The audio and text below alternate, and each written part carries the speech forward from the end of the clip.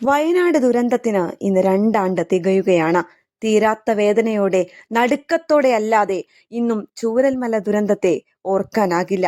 2024 July 30-നാണ് തീരാ നോവുകൾ സമ്മാനിച്ച് ഒരു മലയൊന്നാകെ ഒരു വലിയ ഭൂപ്രദേശത്തെ മുഴുവൻ വിഴുങ്ങിയത്. കിനാവും പ്രതീക്ഷകളും ജീവിതവും കൺമുന്നിൽ പൊലിഞ്ഞുപോയവരുടെ കണ്ണീർ വറ്റാത്ത വേദനകൾ മലയാളികളുടെ മനസ്സിലുണ്ട്. ആർത്തലയ്ക്കുന്ന മഴയെത്തുമ്പോൾ ഇന്നും കൺമുന്നിൽ നിന്ന് മായാത്ത ആ രംഗങ്ങൾ മനസ്സിലെത്തുകയാണ്. നിലവിളികളും ഇരുട്ടും ചെളിയും മരണത്തിന്റെ ഗന്ധവും ഇന്നും ദുരന്തബാധിതരുടെ ഓർമ്മകളിൽ ഉണങ്ങാത്ത മുറിവായി അവശേഷിക്കുന്നു.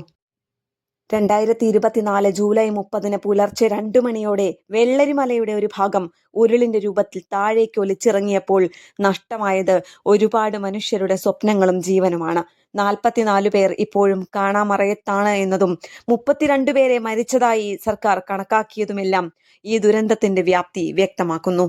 ദുരന്തബാധിതർ ഇപ്പോഴും അതിജീവനത്തിന്റെ പാതയിലാണ്. ഇവരിൽ നിരവധി പേർ ഇപ്പോഴും വാടക വീടുകളിലാണ് കഴിയുന്നത്.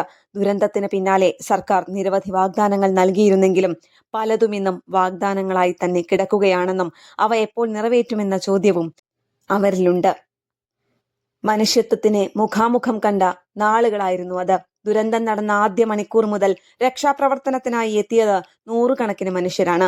കേരളം മുഴുവനും ഒന്നിച്ചു നിന്ന, നാടാകെ ഈ ഒരു ഒറ്റ അതിജീവനത്തിന് വേണ്ടി പ്രവർത്തിച്ച നാളുകൾ.